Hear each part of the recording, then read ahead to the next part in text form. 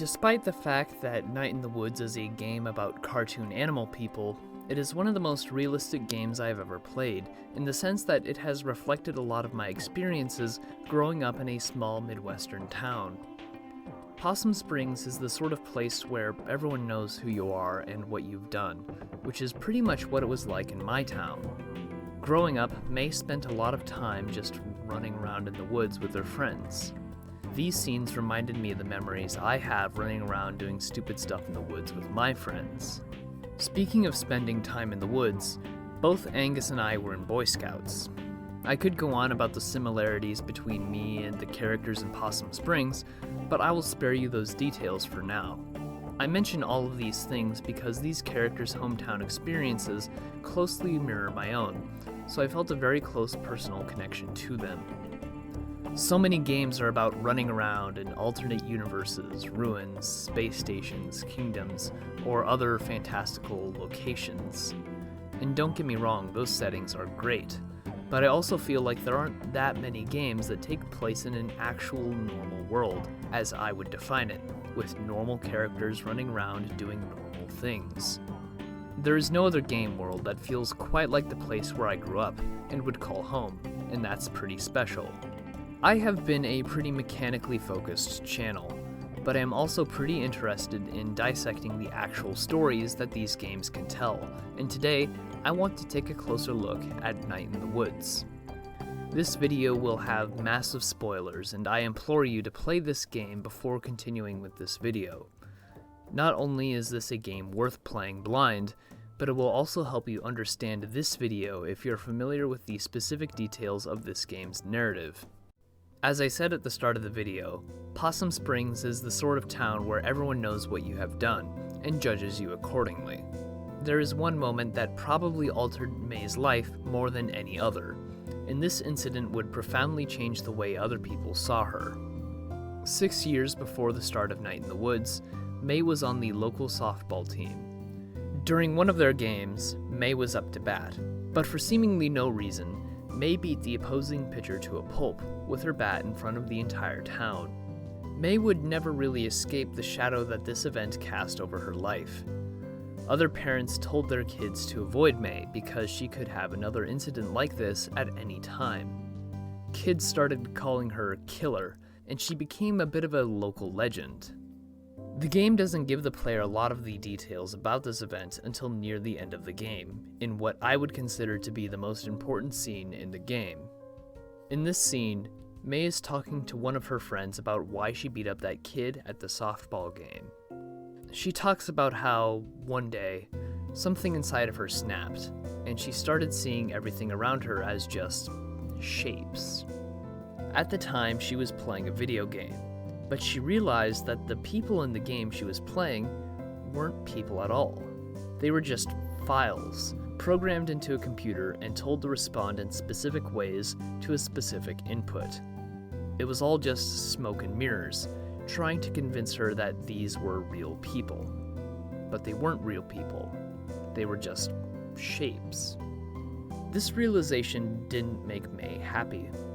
May was sad because she felt like she had lost an actual connection to a real-life person. And when that was gone, she was just a person, all alone, staring at a screen. May used to project feelings of friendship onto a tree in front of her house, but that tree didn't know anything. It's just a stump of wood sticking out of the ground. It cannot feel any feelings of friendship at all. It's just shapes. At the climax of this episode, May beat that kid senseless with the baseball bat in front of the entire town. In her own words, we are just stuff in the universe. Piles of atoms walking around thinking we are important until one day we just keel over and die. All May did was rearrange his atoms a little bit. In the moment, that kid wasn't a person to her. His splattered blood was just shapes strewn across the grass. After this incident, May was sent to therapy, and the psychologist felt she had poor anger management skills. However, this was something else. May wasn't entirely sure why she did it. She wasn't mad at the shapes, she just didn't care. It's much more likely that May had some sort of psychological dissociation, which in extreme cases is characterized by a detachment from physical or emotional experiences. May's outlook is probably psychologically driven, but it also reflects a philosophical perspective which I would like to explore further.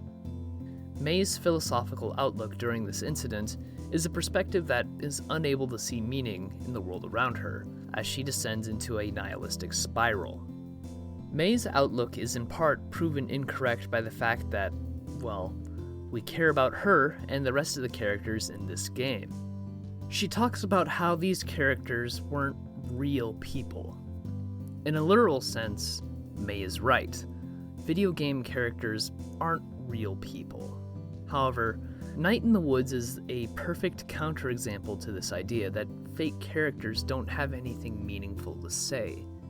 May Borowski is no more real than any of the characters in her game, but players are still invested in her struggles as if they were real. I have previously talked about the magic circle in a mechanical sense, but it is also useful for discussing how narrative works in games. A game's narrative can be just as arbitrary as a game's mechanical rules. Creepers only explode because the developer said so, and in the same way, May only lives in Possum Springs because the developers said so. Players accept arbitrary mechanical rules because doing so will hopefully lead to a more fun experience. Players accept the narrative magic circle because they trust that these characters have something meaningful to say. In this way, entering Night in the Woods' magic circle is almost an empathetic act, where players step into the shoes of other people to experience the world as they would. May's inability to connect with these game characters reflects her inability to see meaning in these computer files, and thus her ambivalence to their well-being. It is as if she is incapable of entering her game's magic circle. Ultimately, not seeing a video game character as a real person isn't going to bring about any real harm. However, May saw other actual people as shapes, as if they were meaningless game characters. Night in the Woods shows the danger posed by dehumanizing attitudes. May wasn't able to see the softball kid as a person. So from her perspective, why does it matter that she beat him up? Of course, when you see this kid as an actual person, May's committing a heinous act of violence against another human being. Shapes are expendable in a way that people aren't. People are valuable. They have families, friends, hopes, dreams, and other things which make them distinctly human. But shapes? Well, they don't have any of those things. It's a lot harder to see the human impact of your actions when they only affect meaningless shapes. May is not the only character who's guilty of reducing people to shapes. For example, consider the situation of Bruce. Bruce is a homeless man living in the woods near the church. Pastor Kay wants to let Bruce stay in the church because they have the space and she wants to bless this man's life. After all, isn't it the job of a Christian to help the poor? As Proverbs 14:31 says, "Whoever oppresses the poor shows contempt for their maker, but whoever is kind to the needy honors God." Well, I guess the city council were asleep during that sermon because they refused to allow Bruce to stay in the church. I mean, it is a historic church, and of course you have to think of the children. And besides, the city council is working with Bruce's best interest in mind. They just need to bring more businesses into the town, and when they come, they will finally have the jobs and the attention of the global market. To the city council, Bruce is just a shape. They would only care about him if he could do something to help bring business into the town, and having a bunch of homeless people attending church is apparently detrimental to that goal. Bruce's situation is pretty sad. It's not like cities would design architecture to intentionally make homeless people miserable. Oh. There are also instances of corporations having trouble seeing workers as people, instead of numbers on a spreadsheet. In 1888, there was a gas explosion in the mines, killing a total of 112 men. The mine bosses had been informed of the possibility of gas in the area, but the bosses had neglected to inform their workers about this danger. The well-being of these mine workers was secondary to a substantial yield of coal. The bosses had forgotten that these were people with fears, and a desire to support their families, friends, ambitions, and other human attributes. And when you forget that people aren't shapes, tragedy is sure to follow, as it did in 1888. The murder-death cult is interesting because they are totally alright sacrificing people as long as those people won't be missed. Drifters, drunks, delinquents, shapes. The cult has decided that these people have nothing to offer society, and instead of helping them overcome these issues, they throw them down a hole for the greater good. Their deaths don't matter, and they won't be missed. After all, these people are just shapes. Except that's where the cult is wrong. These people were missed. Casey is one of the people sacrificed by the cult. Casey's mother put up missing posters in a desperate attempt to find her son. Greg lost a close friend. Clearly, there were people who cared about Casey.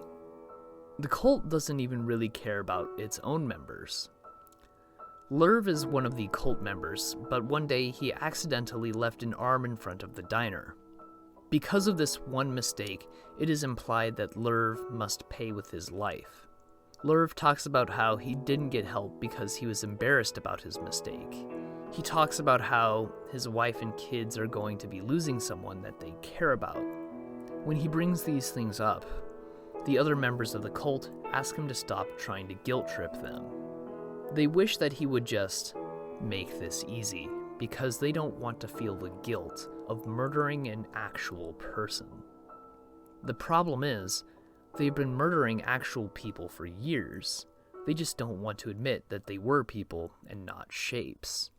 All of these people show the danger of reducing complex people into meaningless shapes. I think this can all be brought back to the discussion on that couch. May lost her connection to reality. She felt as if nothing she did mattered. Throughout the game, May experiences these surreal dreams, and in one of them, she met a creature which she felt was God. However, this creature was not God.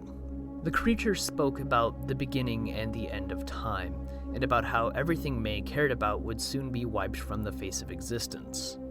This creature also described the hole at the center of everything.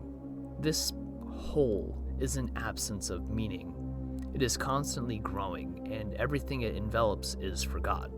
Before long, it will have consumed everything, and nothing will be left to remember it. When May felt these feelings of nihilism and hopelessness, she felt the supposed hole at the center of everything. All of her friends, family, town, and anything else she could care about would soon come to an end. So what is the point about caring about anything? In a way, May comes the closest to understanding the cult. These men are afraid. Everything they care about is dying, and they are being forgotten. May describes it like a porch light going out, and all of the bugs that used to flock to that light being cast into darkness. These men lost everything that mattered to them, and they were afraid. They would do whatever it took to hold on to whatever scrap of meaning they could cling on to. In a way, the cult is a foil to May. Both of these groups lost meaning in their lives, but while the cult fought this meaninglessness by continuing to reduce others into shapes so that they might regain some of their old meaning, May turned to her friends and family in the hopes that being with them could bring her back to the times when things meant something. May's approach ultimately worked because she realized that these people around her still had meaning in the present, and she didn't have to look to the past to fill that void. She realized that people are important, that people aren't shapes. At the end of everything, hold on to anything. This phrase dominates this game's marketing, and to some extent, I feel it is the summation of everything this game is about. You can definitely feel the sentiment in May's confrontation with the eldritch horror she has been dealing with the entire game. Honestly, I'm just going to let May speak for herself here. When I die, I want it to hurt. When my friends leave, when I have to let go, when this entire town is wiped off the map, I want it to hurt. Bad. I want to lose. I want to get beaten up. I want to hold on until I'm thrown off and everything ends. And you know what?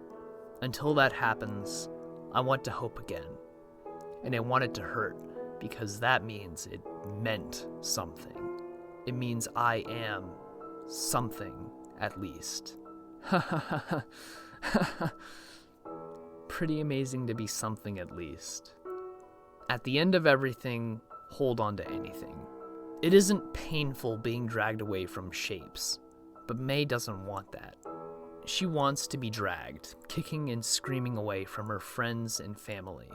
It is better to live life to the fullest and have everything painfully yanked away than to have never lived at all because you were too afraid to connect to anything.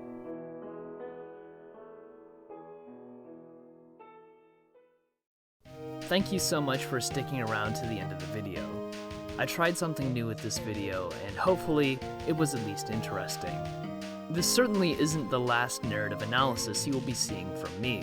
I have another script in the works, which is also about dissecting a game's narrative, and it will probably be the next thing I upload, so stay tuned for that, I guess.